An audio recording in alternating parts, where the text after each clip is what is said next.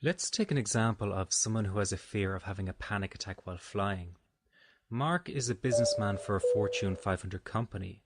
His work requires him to travel several times each year to his company's head office, which is a 2-hour flight from his city. He's 35 years of age and never had a problem flying until he experienced his first panic attack 5 years ago. Even though the panic attack occurred in a restaurant, he developed a fear that it may happen again. This fear is particularly strong while flying. You will see here his first flight after having learned the one move technique.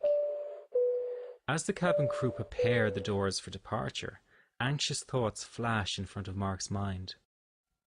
He has a tendency to imagine all kinds of medical problems he might have 30,000 feet in the air. His predominant fear is that his nervousness will escalate to a severe panic attack and he will not be able to control himself.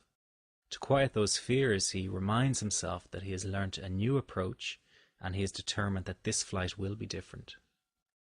This time, instead of nervously anticipating the worst, he turns his attention inwardly and tells his body that he is open and willing to embrace any bodily sensations that might manifest during the flight. This approach is new and freeing because it allows his body permission to experience different sensations without him overreacting. He reminds himself that it is perfectly normal to feel excited in an airplane, so it's fine to feel heightened bodily sensations and to feel slightly nervous. As the plane lifts off, Mark feels a flash of panic through his stomach and chest. His heart suddenly beats fast and his throat and chest muscles tense. He interprets the signals as an impending panic attack. Normally around now he would focus his attention on getting a large whiskey to calm down. This time, however, is different, as he now has a new, more empowering approach to deal with the fear. First of all, he taps 5 times under each eye. The exact point is directly in the middle of the bone under each eye.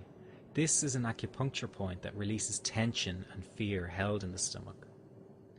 Then he crosses his arms with his palms holding either side of his chest. This is done to add warmth to the upper chest area and to help it relax easier. It is also a protective body stance that allows him to mentally feel more protected and in control of the situation. Now he is ready to implement his new psychological understanding of how to work through the anxiety he is feeling. He turns his attention to his body and says inwardly to himself, "Okay, I know we are in an airplane, but I'm not going to be threatened or scared by these bodily sensations. I know they cannot harm me, and to prove that to myself, I demand that you give me more. Let's see how fast my heart can really beat. Go ahead, heart, you are free to beat as fast as you like.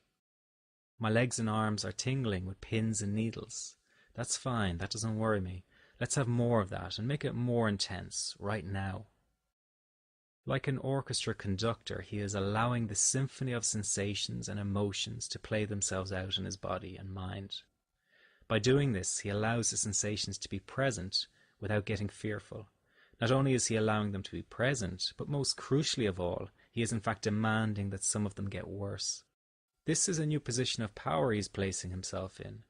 Before, he was doing everything he could to block the sensations out. Now he is giving them freedom to be, and by doing so, he flows with the experience instead of against it. All his body really wanted to do was express his anxiety about flying physically.